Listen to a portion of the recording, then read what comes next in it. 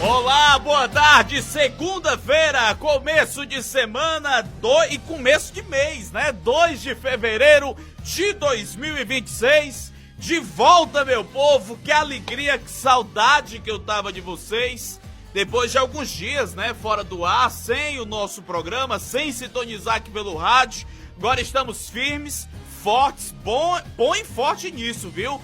Com o som indo ainda mais longe, com mais qualidade, e o Redação Plus voltando a deixar você bem informado até às 14 horas aqui na sua Plus FM 106,5. A partir de agora, até às 2, você vai ficar sabendo de tudo aquilo que movimentou o final de semana e, claro, amanhã de hoje, em Santa Quitéria, no Ceará, no Brasil e do mundo. Obrigado pela sua audiência e vamos juntos conferir as manchetes, os destaques do Redação de hoje. Confira agora os destaques do Redação Plus. Construção Civil liderou geração de empregos em 2025 em Santa Quitéria e confirma o boom imobiliário da cidade. O desempenho reflete um cenário visível no dia a dia de Santa Quitéria, marcado por um ritmo intenso de obras e reformas. Você vai saber o quanto que foi gerado de empregos, né, no ano passado e o setor que mais contratou e o que mais demitiu. Você vai conferir também, exame de baliza deixa de ser obrigatório para tirar a CNH. Ceará precisa concluir 108 escolas para finalizar a universalização do tempo integral no ensino médio. Imposto de renda zero para quem ganha até R$5.000, vale a partir desse mês. Falhas no sistema do INSS frustram o atendimento após os serviços ficarem suspensos por dias. No noticiário local, a gente fala que a Prefeitura de Santa Quitéria anulou o processo seletivo para a contratação de monitores após recomendação do Ministério Público. E ainda, o governador Elmano de Freitas deve visitar Santa Quitéria na próxima semana, tem agenda confirmada na próxima semana aqui para o município. Deve visitar para fazer entrega de tablets, assinatura de ordens de serviço e também visitas a obras. Essas e outras informações são destaques a partir de agora, na edição desta segunda-feira, começo de semana e começo de mês, 2 de fevereiro de 2026. O Redação Plus já está no ar. Imparcialidade no que se informa e credibilidade no que se diz. Agora, Redação Plus. Fevereiro chega como um lembrete suave. O ano ainda é jovem, mas o tempo já pede atitude. Que neste mês você transforme intenção em movimento e sonho em caminhos. Que não falte foco para agir, constância para seguir e clareza para escolher o que realmente importa.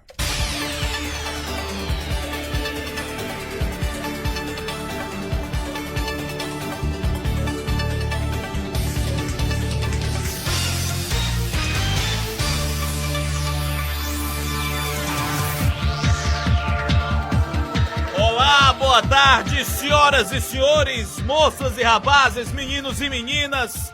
Sejam todos bem-vindos, meio-dia mais 34 minutos em Santa Quitéria, 12h34. Vamos juntos com mais uma edição do Redação Plus.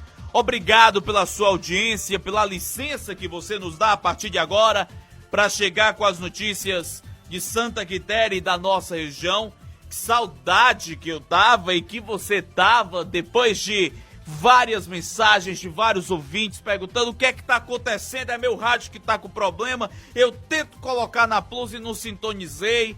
Depois, minha gente, de 4 dias, né, 3, 4 dias, a gente trabalhou intenso para poder restabelecer o nosso sinal, né, a gente ficou fora do dial, né, na 106.5 desde terça-feira passada à tarde. E a gente trabalhou o máximo, e aqui eu faço registro da nossa equipe técnica que trabalhou na sexta-feira inteira, né, desde manhã cedo até já final da noite, pra gente colocar o nosso som no ar. Agradecer o nosso diretor-geral, Alessandro Souza, agradecer também os nossos técnicos, Fábio, Helder e também nosso amigo Ferlândio Lobo, que trabalharam intensamente. Para vocês terem ideia, a gente conseguiu colocar o nosso som no ar, já era 11 horas da noite na sexta-feira. E detalhe, não é só uma simples volta ao ar, de volta ainda mais forte, porque a gente passa a cobrir algumas áreas onde o nosso sinal ainda não chegava. A gente está entrando já com sinal 100% local dentro de Hidrolândia, dentro de Catunda. Então você acompanha agora com mais qualidade, com mais potência, com melhoria no nosso som. Então a Plus FM de Santa Quitéria passa a chegar ainda mais longe para os nossos ouvintes, levando informação, levando música, entretenimento, como você já conhece. Então eu quero abraçar quem está chegando hoje, quem é novo, onde o nosso som tá pegando direitinho. Tem vários e vários ouvintes, muitos interiores de Santa Quitéria, interiores das cidades vizinhas, da Hidrolândia, da Catunda, que tá acompanhando o som com qualidade digital, com qualidade 100%. Quero saber onde é que você tá nos ouvindo agora. Manda mensagem, grava um videozinho, manda um áudio, diz de onde você tá acompanhando, onde o som da Plus tá chegando. DDD 85 99264 9800. 85992649800. E aí você manda pra gente onde é que o nosso som tá chegando e como tá chegando pra você, tá bom? Bora lá começar os trabalhos, bora começar o programa de hoje, já chega de lero.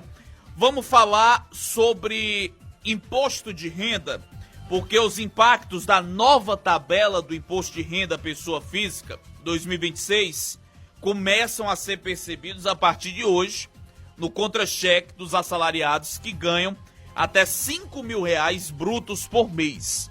Eles estarão totalmente isentos do imposto de renda e aqueles com renda de até R$7.350 terão redução gradual do imposto retido na fonte. As alterações começaram a valer para os salários pagos a partir de janeiro, com reflexo a partir do pagamento de fevereiro. De acordo com estimativas do Ministério da Fazenda, 16 milhões de pessoas deverão ser beneficiadas pela medida. Com a nova regra, passam a ficar totalmente isentos do imposto de renda, desde que a renda mensal não ultrapasse R$5.000. Trabalhadores com carteira assinada, servidores públicos, aposentados e pensionistas do INSS ou de regimes próprios, e a regra também se aplica ao 13º salário. Os rendimentos acima de R$7.350 continuam seguindo a tabela progressiva de descontos do IR atual, que é até 27,5%.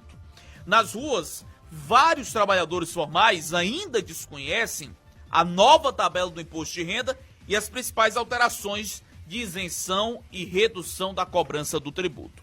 O integrante do Conselho Federal de Contabilidade, Adriano Marrocos, tranquiliza os trabalhadores com carteira assinada, pois a isenção para quem recebe até R$5.000 e os descontos graduais para quem tem renda de R$5.001 a R$7.350 serão automáticos. Quem tem emprego não precisa se preocupar, pois os cálculos são automáticos nos programas que geram as folhas de pagamento. O que a pessoa deve observar é que há o cálculo combinado com o redutor adicional e o desconto simplificado. A conta da renúncia fiscal, estimada em 25,4 bilhões de reais, será paga por quem está no topo da pirâmide econômica. Para compensar a perda de arrecadação, foi criado o imposto de renda da pessoa física mínimo. A estimativa do governo é de que cerca de 141 mil contribuintes serão afetados. Daqui a pouco, no Redação Plus. Vamos fazer uma rápida pausa, daqui a pouquinho a gente traz o plantão policial, a gente vai conferir o que aconteceu nesse final de semana na nossa região, aqui em Santa Quitéria também. Teve acidente ali para a região do Saco do Belém, teve acidente com um caminhão que saiu daqui de Santa Quitéria, tombou lá na CE entre Tamboril e Sucesso. A gente vai trazer detalhes, nós vamos falar também sobre a questão da geração de empregos. Muita gente observa essa questão da explosão das obras aqui em Santa Quitéria, explosão no bom sentido, né, de muitas construções de obras, de prédios comerciais, de prédios residenciais, de novas casas, e a gente vai comentar sobre esse assunto. Foi a área que mais cresceu no ano passado aqui no nosso município em carteira assinada, tá bom?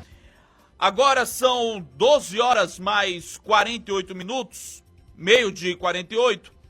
antes da gente trazer o plantão policial, daqui a pouco nós vamos falar também de chuva, saber quanto foi que fechou em relação às chuvas aqui no município de Santa Quitéria, a nível de estado, como é que foi esse mês de janeiro, esse mês que chegou ao fim, como é que ficou essa situação. Daqui a pouquinho eu trago mais informações, os dados oficiais divulgados pela FUNSEMI. Porque já é hora da gente chegar com o plantão policial, chega a segunda-feira, todo mundo sabe que o negócio vem carregado, vem toldado, vem pesado. Então a gente já prepara aqui a pauta. Só antes uma informação que hoje, voltando às aulas, né, da rede estadual de ensino, voltando às aulas das escolas estaduais, assim como também voltam os universitários, né? O ônibus universitário já começa, né, diariamente, os alunos que vão daqui de Santa Quitéria para Sobral, né, nas instituições públicas e também privadas. Inclusive até tem um comunicado aqui para os universitários em relação ao cadastro na Secretaria de Educação.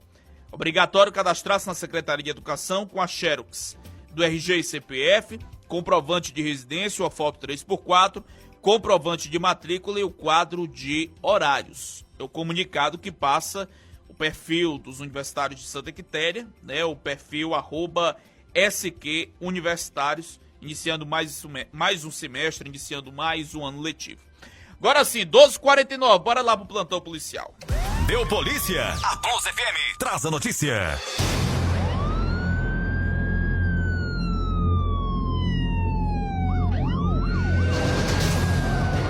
12h mais 50 minutos, a gente começa o plantão policial registrando um acidente que aconteceu na estrada que liga Santa Quitéria ao distrito de Saco do Belém. O acidente aconteceu, um outro acidente de moto.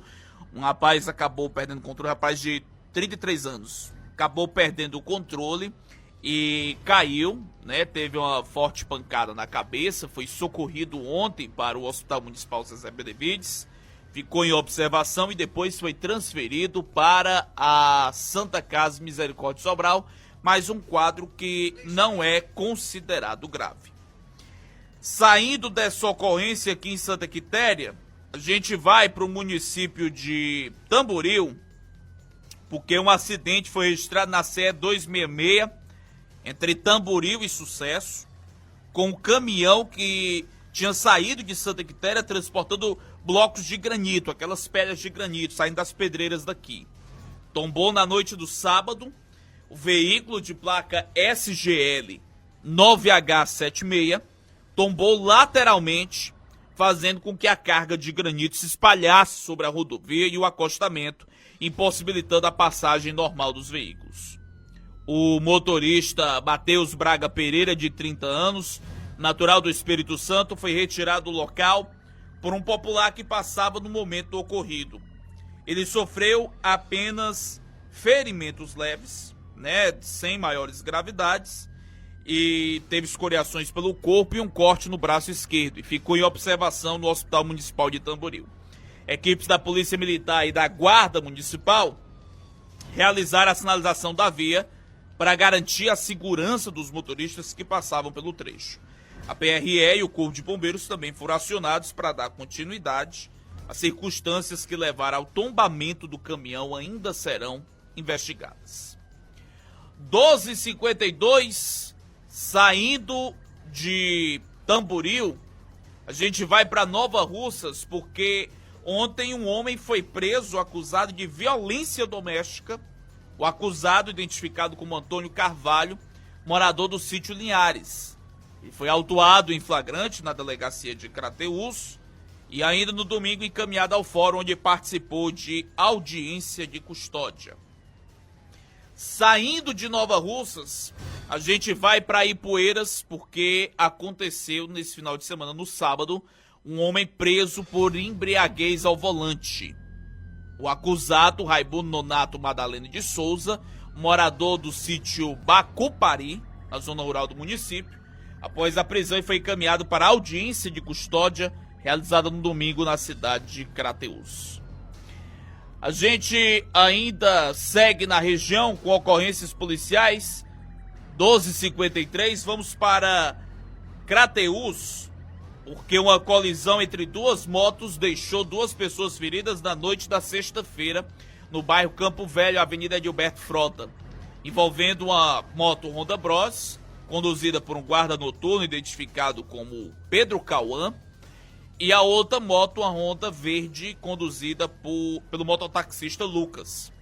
Com a colisão, o impacto, os 2 veículos pegaram fogo e ficaram totalmente destruídos. As vítimas sofreram algumas queimaduras, porém sem gravidade. Equipes da Guarda Municipal, SAMU e Corpo de Bombeiros estiveram no local, realizando os atendimentos e controlando as chamas. Mas que chibatada medonha foi essa, viu? Pra ter pego fogo as 2 motos, rapaz. Pensou? Ainda em Crateús, neste domingo à tarde, um homem morreu, vítima de afogamento, por volta das 15 horas, no açude do Bolsão, na localidade de Várzea da Cacimba, próximo à comunidade de Tapuio.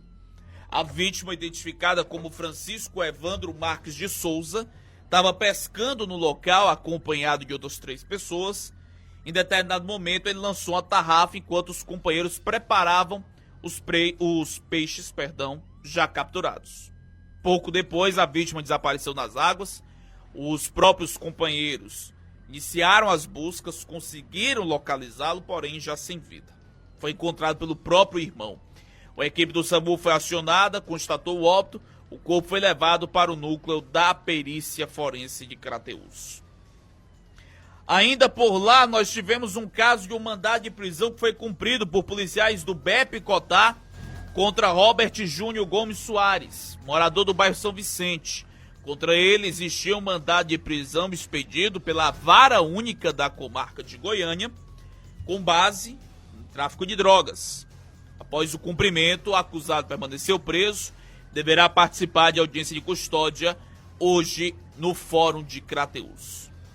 E a última informação para fecharmos o plantão policial, a gente fala de um acidente na madrugada de hoje na cidade de Crateús, no bairro Cidade Nova, próximo à Ponte dos Patriarcas, por volta das 3 da manhã. Danley Marques Palhano Almeida conduziu uma moto Honda NXR 160 Bros de cor vermelha, quando sobrou em uma curva e colidiu contra a parede de uma residência. A vítima, aparentemente em estado grave, foi socorrido por uma equipe do SAMU e encaminhado para o Hospital São Lucas, em Crateús, e uma equipe da Guarda Municipal também atendeu a ocorrência no local. Agora são 12 horas mais 56 minutos, 12h56, foram estas as ocorrências registradas nas últimas 24 horas na 3ª Companhia e no 7º Batalhão de Polícia Militar. Redação Plus. Por dentro da polícia.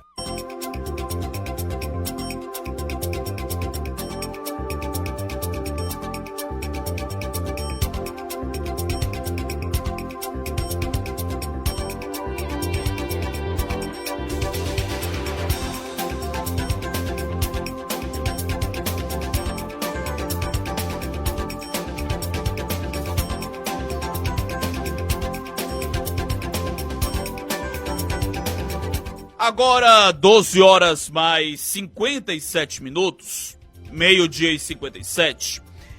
E a gente destaca agora, vamos falar em relação às chuvas, meus amigos. A gente menciona, né, trazendo agora os dados divulgados oficialmente pela FUNSEMI, né, e a gente se atém em relação... Agora, falando a nível geral, o mês de janeiro teve chuvas de 30,8% abaixo da média histórica. Foram 69,1 milímetros, ante a média de 99,8 para o período, considerando a pré-quadra chuvosa de dezembro a janeiro. O desvio negativo foi levemente maior, de 36,3 milímetros. O volume médio esperado para o bimestre, que antecede a quadra chuvosa, fevereiro a maio, é de 136,1, mas foram observados apenas 86,8 milímetros. Considerando as precipitações, em dezembro de 2025, foi observado 17,7 milímetros no Ceará, um desvio negativo de 43,5% em relação à média. Dados preliminares são do calendário de chuvas da FUNSEMI, já divulgado hoje, E eu já estou aqui em mãos com os dados aqui de Santa Quitéria. As chuvas aqui ficaram, na média, entre 50,1 milímetros até 100 milímetros. Né? Não ficou no pior nível. Mas vamos lá puxando para a situação daqui da sede. O esperado para a sede era 102,6 milímetros, choveu 66. Na Santa Rita dos Galdinos, que o esperado era 98,6 milímetros, choveu 64,2. Na Fazenda Não Me Deixe, choveu 46 milímetros. No Açude do Serrote, 32,5. No Macaraú, 31 milímetros. No Raimundo Martins, 26,2. Na Fazenda Mutamba, 21 milímetros. E na Mina de Tataia, ali no assentamento Morrinhos, choveu 15,2 milímetros. É o que traz aqui a FUNSEMI. Na sede de Hidrolândia, choveu 81 milímetros e meio. No distrito de Conceição, 66. E no distrito de Betânia, 50 milímetros. Já na cidade de Catunda, na sede, choveu 53,5 milímetros. No distrito de Paraíso, choveu 38 milímetros, segundo aqui o mapa da FUNSEMI. Em Varjota, 30 milímetros no perímetro irrigado e 12 milímetros no açude Araras. Agora, 12h59, em relação à previsão para essa semana, que a FUNSEMI aqui já traz, é esperada a predominância de tempo firme em grande parte do território cearense, favorecendo condições de sol, pouca nebulosidade e temperaturas elevadas.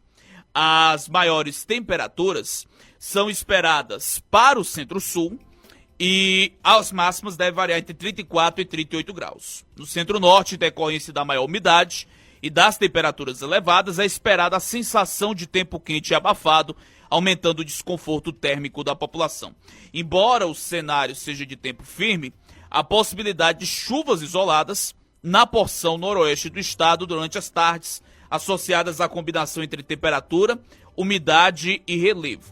Por outro lado, ainda para quarta-feira, a decorrência da aproximação de um vórtice ciclônico de altos níveis sobre o território nordestino brasileiro, a tendência de aumento da nebulosidade e da ocorrência de chuvas no Ceará.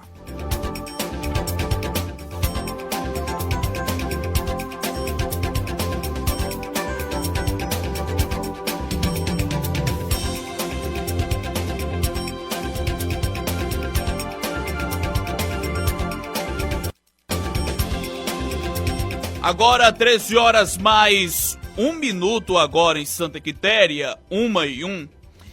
E a gente fala agora sobre empregos aqui em Santa Quitéria, porque o município fechou o ano de 2025 com saldo negativo na geração de empregos formais, tendo demitido mais pessoas do que contratado, o que revela dados do Cadastro Geral de Empregados e Desempregados, o CAGED, do Ministério do Trabalho, divulgado na semana passada. De janeiro a dezembro do ano passado, foram 1.174 postos de trabalho criados, contra 1.328 desligamentos, ou seja, 154 vagas encerradas. Em 2024, o ano havia fechado com saldo positivo. O setor da indústria foi o que mais eliminou, com fechamento de 301 postos. Já o setor da construção civil criou 113 novos empregos. Os empregos do CAGED consideram 5 setores da economia: serviços, comércio, construção, indústria e agropecuária. Ao todo, o município tem 4.428 pessoas empregadas com carteira assinada. O setor da construção civil foi o grande destaque na geração de empregos formais aqui em Santa Quitéria. Embora não seja o maior empregador do município, que é o posto ocupado pela indústria, a construção se sobressaiu pela estabilidade e pelo saldo positivo de vagas ao longo do ano. Foram 204 contratações contra 91 desligamentos, resultando em um saldo positivo de 113 novos postos de trabalho. O desempenho reflete um cenário visível no dia a dia da cidade, marcado por um ritmo intenso de obras e reformas. Santa Quitéria Como é visível para todos, vive um momento de franca expansão urbana com construções de imóveis residenciais, comerciais e obras públicas. Esse aquecimento impacta diretamente o mercado imobiliário local, que enfrenta hoje uma escassez de imóveis para aluguel, seja casas, apartamentos ou pontos comerciais de pequeno ou grande porte. A alta demanda tem provocado valores cada vez mais disputados, com a concorrência não apenas entre os quiterienses, mas também de pessoas vindas de cidades vizinhas em busca de moradia ou oportunidade de negócio. A necessidade constante de mão de obra pode ser observada em obras de grande porte que estão em andamento, a exemplo da nova escola de tempo integral, Júlia Catunda, no bairro das Flores, e do novo supermercado que está sendo erguido aqui no centro, onde há um expressivo número de trabalhadores. Os números consolidam o setor como um dos principais vetores do desenvolvimento econômico local, acompanhando o crescimento da cidade.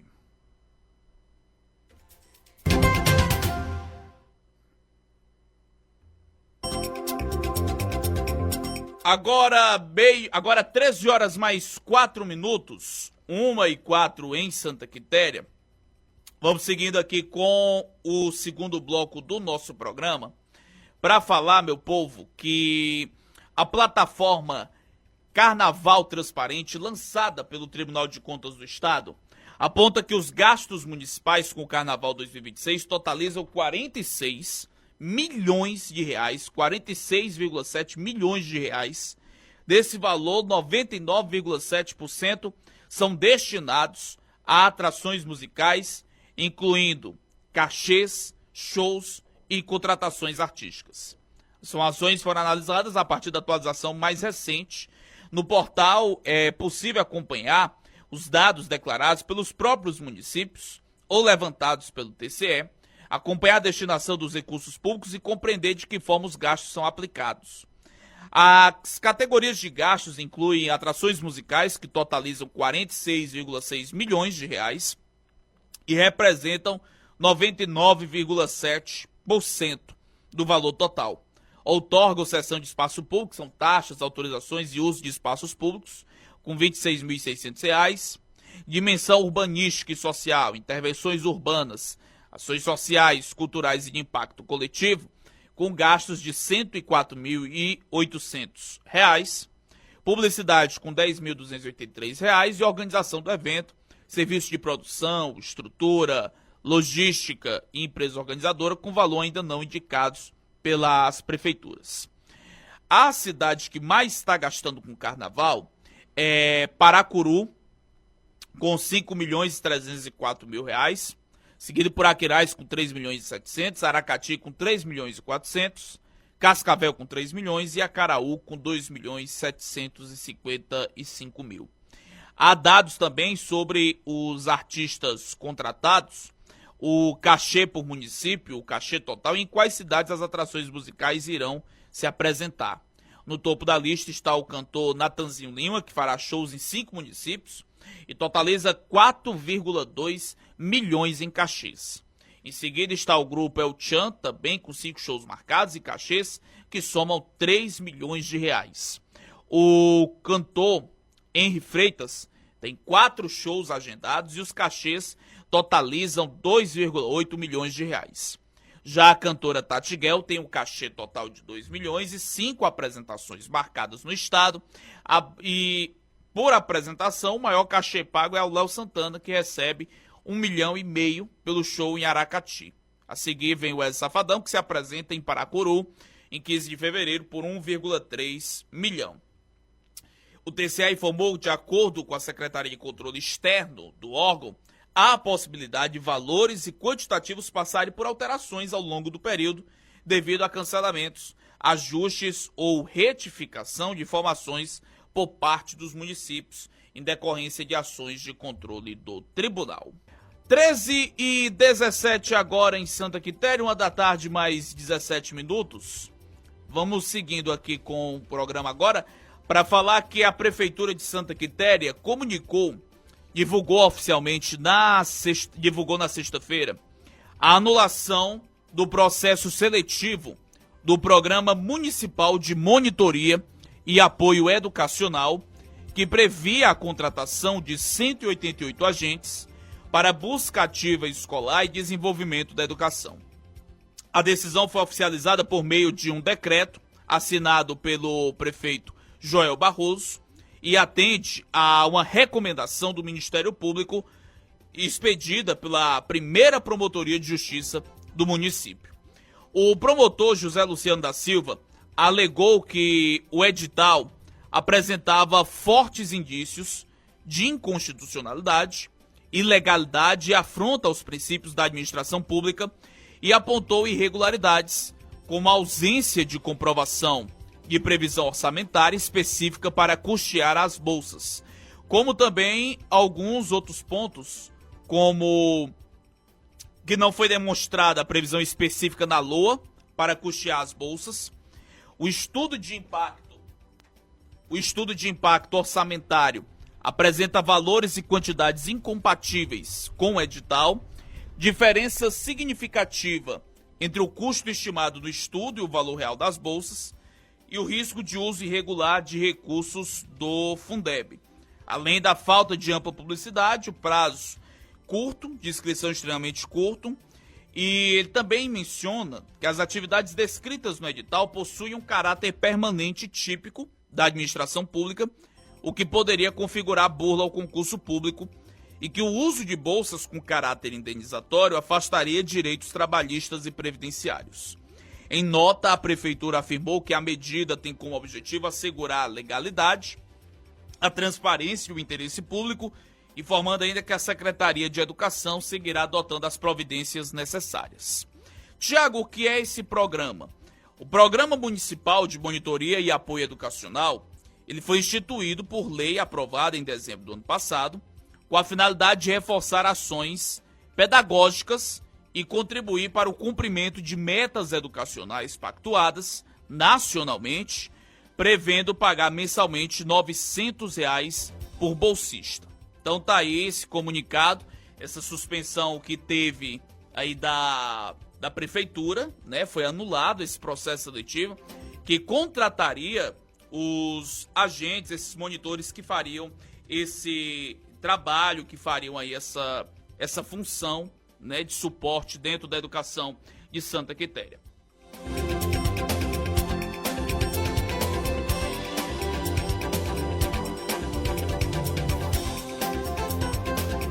Agora são 13 horas mais 20 minutos, 1h20 em Santa Quitéria.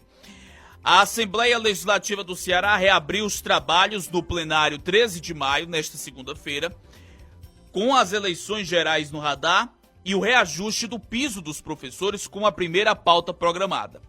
A leitura da mensagem governamental marcou a instalação da 4ª sessão legislativa da 31ª legislatura.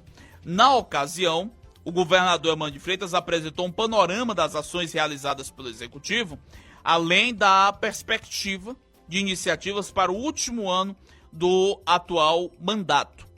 E de caráter protocolar e regimental, o momento costuma abrir o semestre do parlamento. Já a partir de amanhã, os deputados estaduais retomam os debates e votações nas sessões plenárias. Ao mesmo tempo, os parlamentares entram em contagem regressiva para as mudanças, visando o pleito eleitoral de 2026 e a conclusão do atual quadriênio. Entre março e abril, os parlamentares são liberados por trocar de legenda durante a janela partidária, o que vai alterar as bancadas e a composição das comissões da casa. Por outro lado, o prazo para a desincompatibilização acarretará o retorno dos secretários do Executivo, que são deputados licenciados. Até 4 de abril, os postulantes devem se afastar de cargos na administração pública para estarem aptos ao pleito. Além disso, o Legislativo entra na reta final da presidência de Romeu Aldigueri, eleito para o biênio 2025-2026, em dezembro de 2024, o parlamentar já anunciou a pré-candidatura para a Câmara dos Deputados. Romeu ressaltou a expectativa de muito trabalho e responsabilidade para o ano, ao dizer que almeja decisões que produzam resultados concretos para a sociedade. O próprio presidente já antecipou o clima eleitoral durante pronunciamento na última sessão do ano passado, em 18 de dezembro. Na oportunidade, pediu aos colegas um debate de alto nível em 2026 e que deixe as questiúnculas municipais para se resolver nos municípios. Além disso, o chefe do Legislativo cearense indicou que a perspectiva é ter um funcionamento diferenciado na casa, nas proximidades do pleito eleitoral, por volta de setembro. A medida vai ser oficializada por meio de resolução da mesa diretora.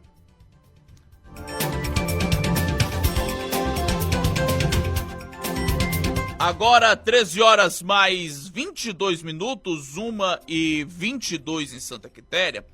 Vamos seguindo aqui com o nosso programa para a gente falar agora de carnaval, porque a Prefeitura de Santa Quitéria divulgou oficialmente na sexta-feira a programação do Sanfolia 2026. A festa acontecerá entre os dias 14 e 17 de fevereiro, nas Seis Bocas. Ao todo, 17 blocos foram credenciados para participar da folia. Entre os principais destaques da programação estão no caso, as bandas Thalita Mel, né, que viu um momento de grande ascensão do cenário musical, e Rei Vaqueiro, nome consagrado forró e piseiro, conhecido por apresentações marcadas por muita energia e interação com o público. Além deles, o Sanfolia contará ainda com shows de São 2, Neném Cat, Nana Chica, Diana Vieira, Caio Andrade, Gil Bebê, Ju Moura, Thiago Mendes, Raizinho, Tira Saia e também Frevo do Maestro.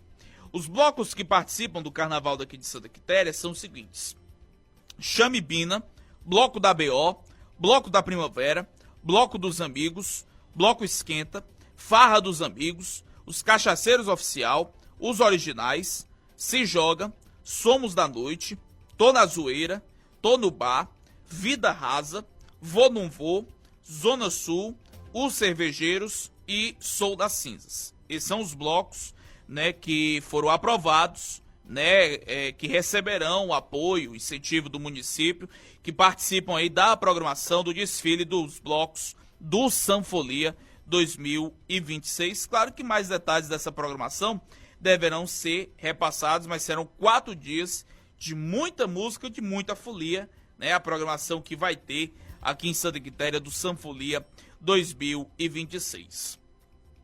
Agora, 13h24, eu aproveito para reforçar sobre a entrega dos boletos do Garantia Safra 2025-2026, que está acontecendo aqui em Santa Quitéria. Começou hoje pela manhã, segue até agora, até às 13 horas, no auditório da Secretaria de Agricultura, seguindo o calendário por ordem alfabética.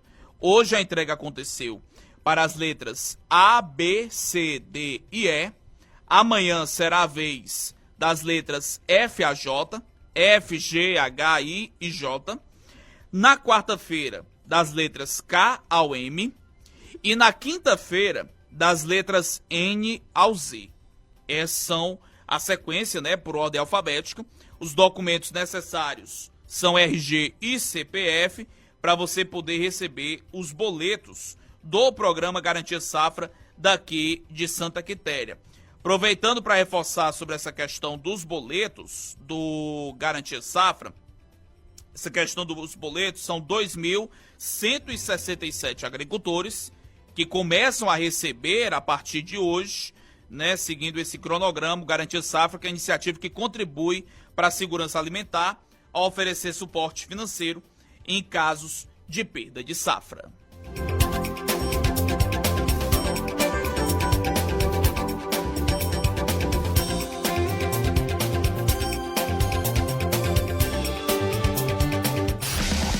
Você está ouvindo Redação Blues.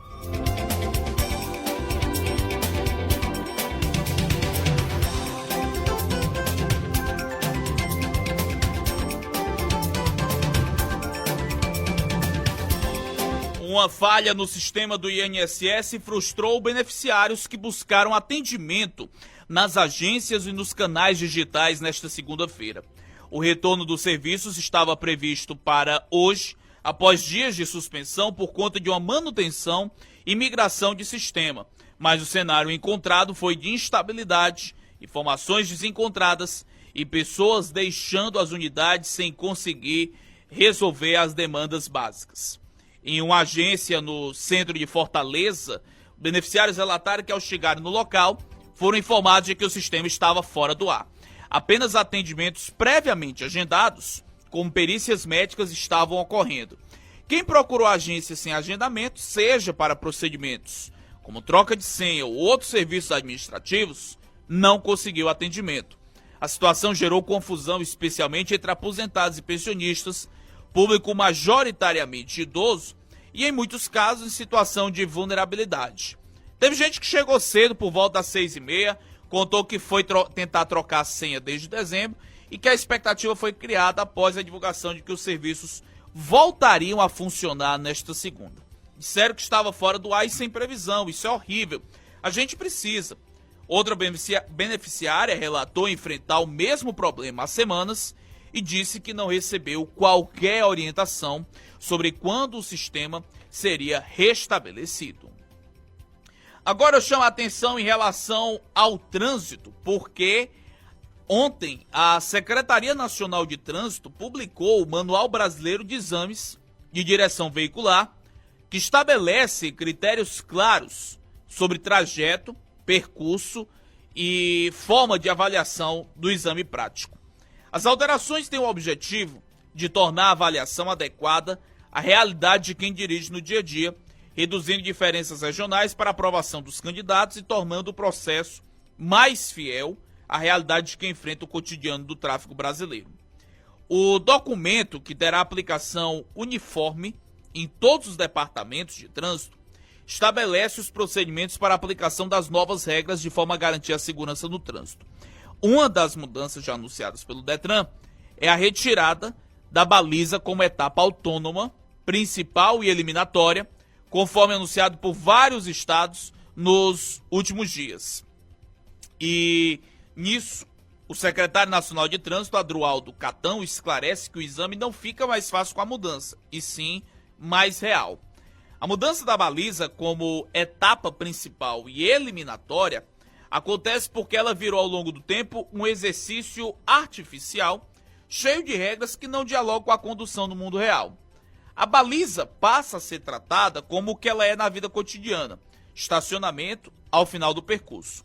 Ser aquele ritual mecânico que nada mede sobre direção segura.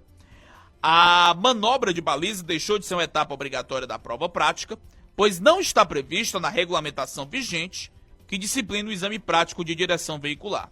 A avaliação deixa de ser uma manobra específica, feita em um espaço à parte e pouco representativo do dia a dia, e passa a observar o condutor em situação real de tráfego. O que permanece é a finalização do percurso, momento em que o candidato deverá estacionar o veículo. 13h30 agora, e vários municípios ainda continuam sendo prejudicados pelo descaso, pela falta de atenção da Enel. Um desses municípios, que inclusive eu estava acabando de ver aqui nas redes sociais, é Nova Russas. A prefeita Jordana Mano publicou um vídeo onde ela diz que a população daquele município está dependendo da prestação do serviço com qualidade para que possa ampliar o atendimento à saúde. Ela gravou um vídeo e publicou, a questão de um raio-x que está lá há tempos à espera para ser montado, está parado há quase um ano, isso porque ainda não dá a devida assistência e pode já queimar um aparelho desse que é muito caro. Um equipamento que tem uma grande facilidade de queimar, de ser danificado, que o município fez todos os protocolos para que pudesse funcionar, para que esse equipamento pudesse já estar à disposição, mas ainda assim, a Enel não demonstra o mínimo de atenção com aquela cidade. É uma cliente cara, cliente da prefeitura, todas as prefeituras, é um cliente caro da Enel, mas eles não se importam muito em prestar pelo menos o mínimo de qualidade. Vamos ouvir a fala da Jordana Mano sobre isso. Gente, esse meu vídeo aqui hoje, infelizmente, não é uma notícia boa. Aqui é um momento que a gente está reivindicando um serviço que é de obrigação de uma empresa privada que não veio cumprir e estamos sendo prejudicados. Há mais ou menos 8 meses, eu anunciei que nós havíamos comprado um raio-x novo para atender a demanda eletiva do nosso município. Raio-X está aqui há mais de 8 meses parado. Fizemos todo o processo da sala baritada para receber o equipamento. Compramos uma subestação, doamos a Enel, foi quase R$100 mil de investimento. E até hoje a Enel não veio ligar a energia, a subestação, para que a gente possa colocar esse equipamento aqui para funcionar. Então isso daqui é um pedido aqui nas redes sociais, para ver se a empresa ela olha para o nosso município e percebe tão grave a situação, porque os recursos da saúde já são muito limitados. Quando a gente faz um investimento desse, a gente quer colocar para a população ser atendida. E por conta da prestação de serviço da Enel, está aqui há mais de 8 meses esse raio-x comprado e sem possibilidade de instalar, além desse investimento de 100 mil da subestação, que nós doamos a subestação para a Enel, e mesmo assim eles não vieram ligar. Então aqui deixa o nosso apelo, a população está sendo prejudicada e a gente quer uma solução. Então a fala da prefeita Jordana Mano, que não é muito diferente, infelizmente, o que a prefeitura de Nova Russas está enfrentando é algo que vários clientes de pequeno, de médio e aqui no caso de grande porte acaba enfrentando, acaba passando. Você pede para fazer uma religação, você precisa dessa atenção, desse suporte, compra equipamento, cede para a Enel, e a Enel não se importa em um mínimo, né, de dar essa assistência, de fazer a ligação e prejudicando, no caso naquela cidade, prejudicando de ter acesso a um equipamento de qualidade, um raio-x digital. Você vê 8 meses parado, 8 meses que já foi requisitado e que ainda assim a Enel não se importa em colocar para funcionar e ativar esse transformador oficialmente lá na cidade de Nova Russas. 13 horas mais 34 minutos, o carnaval deve gerar mais de 39 mil empregos temporários no país. Quem chega aqui no programa falando desse assunto, dos trabalhos temporários, dos postos que são criados, é a repórter Milena Abreu. A Milena já está por aqui, já fala com a gente. Foliões já fazem contagem regressiva pelo Carnaval. A festa, que leva milhares de pessoas às ruas do país, é oficialmente comemorada este ano entre os dias 14 e 17 de fevereiro. Na prática, no entanto, há festejos pré- e pós-Carnaval que movimentam as ruas, o comércio, os serviços e o turismo no país durante praticamente todo o mês. E isso tudo movimenta e muito a economia brasileira. Oportunidade ideal para quem está em busca de um dinheiro extra. De acordo com a CNC, a Confederação Nacional do Comércio de Bens, Serviços e Turismo, o Carnaval 2026 será responsável pela criação de 39.200 vagas temporárias de trabalho. O setor de bares e restaurantes deve concentrar o maior número de postos, cerca de 27.900, seguido pelo setor de transportes, com 4.300 vagas estimadas, e pelo setor de hotéis, pousadas e similares, que deve contratar para o período de carnaval ao menos 4.100 trabalhadores. Apesar do bom número de vagas, a CNC acredita que a taxa de efetivação após o evento deverá ficar em torno de 11%, um recuo frente aos 16% registrados em 2025. Redação Plus. Informação com credibilidade. O ano letivo de 2026 na rede pública estadual, responsável por ofertar o ensino médio aqui no Ceará, começa com 108 escolas em obras a serem concluídas para cumprir a meta de universalizar o ensino integral no estado. A informação foi compartilhada pelo governador Elmano de Freitas durante a inauguração do novo prédio da escola no bairro Cajazeiras, em Fortaleza, hoje pela manhã. Segundo Elmano, todas as unidades devem ser entregues até o fim do ano. Nós estamos construindo para que a gente possa ter uma escola de qualidade ainda maior para a juventude cearense, para termos todos os nossos alunos em tempo integral, para que os sonhos desses alunos possam acontecer, ressaltou.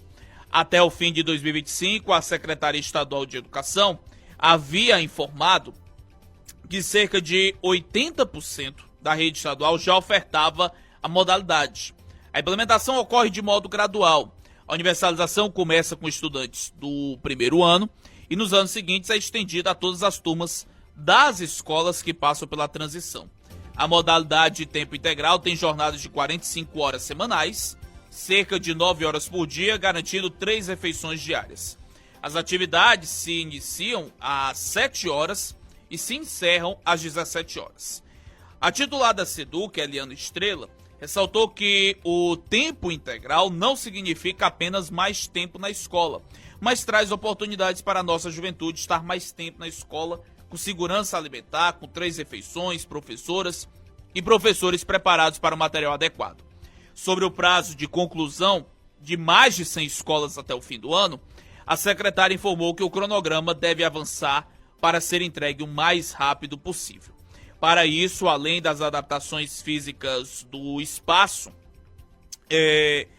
a SEDUC precisa organizar turmas, redefinir a quantidade de alunos em cada escola, ajustar, no caso, a jornada de trabalho dos professores e reformular o currículo. Tem escola que eles ainda estão na escola do prédio antigo, aguardando o prédio novo para transferir. Em outros, a construção é necessária para poder dividir a escola. Então, são várias situações, declarou. Conforme a SEDUC, o tempo integral favorece o desenvolvimento de competências cognitivas e socioemocionais, além do protagonismo estudantil por meio de escolhas das unidades curriculares eletivas. Agora, 13 horas mais 38 minutos, 1h38. A gente fala agora do assunto que tomou uma grande repercussão a nível de estado, mas na verdade já é notícia nacional. O suplente de deputado estadual daqui do Ceará, que foi preso hoje pela manhã, foi detido por suspeita de importunação sexual contra uma mulher no aeroporto de Juazeiro do Norte. Pedro Lobo, do PT, foi conduzido para a delegacia. Conforme relatório policial, o deputado foi acusado de ter encostado as partes íntimas em uma mulher de 33 anos no momento do desembarque de um voo. A vítima fez a denúncia no aeroporto, o político e a vítima foram à Polícia Federal para prestar depoimento na manhã de hoje. E o deputado, a imprensa que acompanhou, tentou ouvir ele no momento que foi levado para o IML, mas os policiais federais que o escoltavam disseram que ele não poderia falar no momento. Não há confirmação se o deputado vai seguir detido após o exame de corpo de delito. Em nota, o PT disse que repudia toda e qualquer forma de violência contra as mulheres. Uma vez provada a conduta criminosa, o partido adotará, conforme os seus dispositivos normativos, as providências cabíveis. A Polícia Federal, por meio de nota, disse que após a oitiva da vítima e de testemunhas, foi lavrado o auto de prisão em flagrante, e ele foi conduzido à unidade prisional competente e poderá responder pelo crime apurado. Pedro Lobo tem 51 anos e foi eleito em 2016 como vereador na cidade do Crato. Em 2020, ele assumiu mais um mandato como vereador do município. Nas eleições de 2022, Pedro concorreu ao cargo de deputado estadual e ficou como 6º suplente da Federação Brasil da Esperança, assumindo temporariamente o mandato como deputado na Assembleia Legislativa em agosto de 2024 e voltando a assumir como titular em junho de 2025. Na noção, né, o cara ter cometido, né, esse crime, né, de... Primeiro, ele não se importou com a função que ele é, de político lá, bastante conhecido na região do Cariri. E segundo, que isso não dá o direito de ele importunar qualquer que seja a pessoa, ainda mais sexualmente, de ter encostado, passado o órgão genital dele, de ter tocado, né, nessa mulher, nas partes íntimas da mulher. Absurdo, né, esse caso que tá pegando muito mal. O Donizete falou agora há pouco no Meio Dia Ceará, e é verdade, que isso pega muito mal para a imagem do PT, pega mal para a imagem ali da região do Cariri, para as pessoas que acompanham, para o grupo político dele. Não deixa de respingar na cúpula petista do estado, que é muito ligado ao Guimarães, ao pessoal do próprio governo do estado, respingando aí dessa forma, né, ele que é suplente de deputado estadual e por vezes tenta, né, uma posição lá, né, em queda de braço com o PT do Cariri, PT do Crato, para se viabilizar como candidato a prefeito. Agora tem muito o que se explicar sobre esse crime que ele cometeu quando voltava dos Emirados Árabes.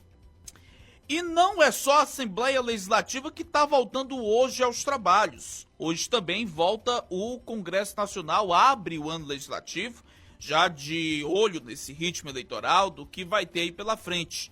Quem chega abordando sobre esse assunto direto de Brasília é o repórter Yuri Hudson. O Congresso Nacional abre oficialmente o ano legislativo nesta segunda-feira, dia 2 de fevereiro, com uma sessão solene que segue o rito da Constituição. Essa cerimônia marca o início da 4ª sessão legislativa da atual legislatura e deve reunir representantes dos 3 poderes. O evento segue um rito tradicional que tem origem ainda no período do Império, com as antigas falas do trono, quando o chefe do executivo apresentava ao parlamento as diretrizes do governo. Isso deve ocorrer novamente, mas o presidente Lula não vai participar presencialmente desta sessão. O consultor legislativo do Congresso Nacional, Gilberto Guerzoni, explica como funciona a sessão e esses procedimentos que marcam a abertura oficial dos trabalhos. A tradição é que a mensagem presidencial seja trazida pelo chefe da Casa Civil. Não há uma norma expressa sobre isso, mas essa é a praxe do funcionamento dessa cerimônia no Brasil. Em vários momentos, a gente tem a presença do próprio presidente da República que traz pessoalmente a mensagem. Quando ele vem pessoalmente, ele lê essa mensagem. Quando a mensagem é trazida pelo chefe da Casa Civil, ela é lida pelo primeiro secretário da mesa, que é o primeiro secretário da Câmara dos Deputados. Encerrado o rito solene, o foco passa a ser a pauta do ano. E eu vou te falar, 2026 tem muito trabalho pela frente, especialmente por ser um ano mais curto. Sabe por quê? Copa do Mundo, mas precisamente eleições. A campanha só começa oficialmente em agosto, mas a pré-campanha já está acontecendo há muito tempo. Ou seja, a expectativa é que deputados e senadores concentrem esforços em Brasília até junho. Depois disso, Brasília deve ficar esvaziada e os políticos correm para as bases eleitorais em busca de votos. Entre os temas que devem ganhar prioridade neste ano estão propostas na área de segurança, medidas com impacto social e também projetos com forte repercussão eleitoral. A tendência é que as matérias consideradas estratégicas avancem agora neste primeiro semestre, antes do período de campanha. WhatsApp Redação Plus 85992649800. Redação Plus. 13h51 e o Ministério Público do Ceará instaurou na semana passada procedimento para investigar a denúncia de exposição de dados sigilosos de pacientes atendidos em unidades de saúde daqui do Ceará. O jornal O Povo mostrou que dados sensíveis de pacientes de hospitais públicos foram expostos em sites que podem ser acessados sem necessidade de senha. Após publicação de reportagem, o CREMEC emitiu nota especificando a necessidade de preservação do sigilo dos dados, destacando pontos do Código de Ética Médica, do Código Civil e de resolução do Conselho Federal de Medicina e do próprio CREMEC. As informações, que incluem nomes, prontuários, telefones, CPF, senhas e acessos de outros sistemas, são inseridos por médicos e estudantes de medicina. A prática que existe por causa das falhas nos sistemas dos hospitais teria sido recomendada pelos próprios docentes do curso de medicina para que as informações dos pacientes não fossem perdidas no sistema. As informações são de pessoas que foram atendidas em diversos equipamentos em Fortaleza, como o Hospital Walter Cantídio, a Maternidade Escola Assis Chateaubriand, ambos vinculados à UFC e geridos pela Empresa Brasileira de Serviços Hospitalares. E o Ceará está sob novo aviso de perigo potencial por chuvas e ventos intensos. A previsão indica que 95 municípios devem receber ao longo da terça-feira precipitações de até 50 milímetros e rajadas de vento que podem chegar a 60 km por hora. O aviso amarelo emitido pelo INMET representa nível 1 de gravidade na escala do órgão nacional e tem validade até as 23h59 de amanhã. Parte do estado já está sob aviso de perigo potencial pelas chuvas ao longo desta segunda-feira. A previsão foi emitida ontem pelo INMET, né? Então nós já temos esse dado, esse aviso divulgado pelo INMET, né, esse aviso de chuvas e ventos intensos. Até aproveitar para já olhar aqui a lista, né, tinha falhado aqui no site. As cidades que estão nessa lista, Santa Quitéria está nesse aviso de chuvas e ventos intensos, né? Esse aviso que é divulgado mais cedo, nós falamos da previsão emitida pela FUNSEMI. Nesse momento, Santa Quitéria fazem 34 graus, né? Não mostra muito um tempo assim de possibilidade de chuva até amanhã. Mostra para os dias seguintes, de quarta em diante, né? Prevendo chover até 85%, ter até 85% de chuvas. E está previsto para o próximo dia 12, quinta-feira, a visita do governador Eumano de Freitas a Santa Quitéria. A agenda que ocorrerá pela manhã já é confirmada por fontes do governo do estado e é destaque hoje do portal A Voz de Santa Quitéria. Essa será a primeira vinda dele ao município desde que foi eleito em 2022. Na ocasião, Eumano fará a entrega de tablets para estudantes da rede estadual e dará ordem de serviço para algumas obras, como Parque da Liberdade e 4 areninhas nos distritos. O projeto de urbanização do açude do 15, açude Zé Lobo, está orçado em mais de 8 milhões de reais. E os distritos que serão contemplados com areninhas serão Trapiá, Raimundo Martins, Riacho das Pedras, Macaraú e Malhada Grande. Há previsão também para que ele visite obras em andamento, como a nova escola Júlia Catunda e a rodovia CE 257, que liga Santa Quitéria ao Salitre. Ainda não tem confirmação do local e horário, mas provavelmente a cerimônia deverá ser realizada na EP Monsenhor Luiz Chimenez e é aguardado com bastante expectativa para você ver o tanto que a Santa Quitéria não é priorizada pelo governo do estado. Aos trancos e barrancos, empancadas as obras, convênios, para sair isso, para sair aquilo, promessa de mais obra e não sei o quê. E só agora, quando o governador está se movimentando com vistas para a reeleição, para tentar a reeleição, é que ele vem aparecer aqui na Santa Quitéria. Por dever de justiça, registrar que a vice-governadora Jade Romero já veio outras vezes, né? Já esteve aqui por Santa Quitéria.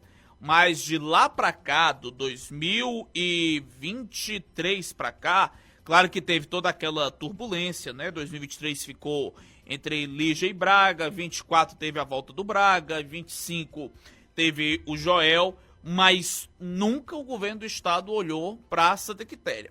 Sempre os prefeitos da Santa Quitéria, as lideranças tinham que ir daqui para lá para poder ser ouvido pelo governo do estado. Mas nunca que eles de fato vieram olhar ou vieram fazer alguma coisa. Eu vou só corrigir, salvo engano, a Jade teve aqui 2 vezes, a vice-governadora.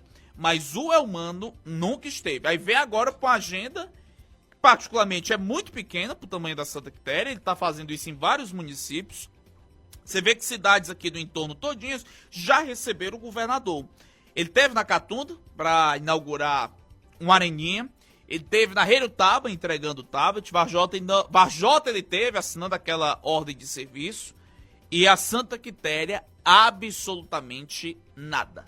Aí a Santa Quitéria veio até agora para dar ordem de serviço para a areninha, para dar ordem de serviço de Parque da Liberdade, de uma obra de 8 milhões de reais, que é muito duvidoso se de fato esse Parque da Liberdade vai sair nessa proporção. E detalhe, o governo do estado tem um outro ponto, vai visitar obras e eu digo isso sem medo de errar, vai sair primeiro o Júlia Catunda do que a Escola Família Agrícola lá no Hilário, na Santa Rita. Pode anotar o que estou escrevendo. O Hilário, faltando menos de 1%, ele vai esticar mais um bocado de ano, que vai ter que fazer nova licitação, para chamar outro colocado, para poder terminar, para poder, talvez, depois de 13 anos, a escola funcionar. E o Júlia Catunda, você bote aí, que no ano que vem, termina esse ano, estica mais esse ano todinho de obra, no ano que vem o Júlia Catunda está inaugurado e funcionando. E a escola agrícola não. E já se vão 13 anos arrastando da Escola Família Agrícola. 13 anos. E aí isso deveria ser pauta dos políticos da Santa Quitéria, do prefeito, das lideranças, as pessoas que o acompanham, para o governador ir lá visitar para ver o tamanho do descaso que o próprio estado proporciona com Santa Quitéria, que é ter uma escola daquela monta, daquele tamanho, paralisada, abandonado. Não tem como você negar e dizer, a palavra não é essa. A palavra é essa sim. A palavra é abandonado. E o descaso que o governo do estado pratica com Santa Quitéria em diversos fatores, em diversos âmbitos, mas com destaque gigantesco para a questão da escola Família Agrícola. 1h58 agora. Agora na Plus, Esporte 7. Boa tarde. A segunda rodada do Campeonato Cearense começou nesse final de semana com a partida entre Fortaleza e Iguatu no estádio Presidente Vargas. O placar terminou em 1-1.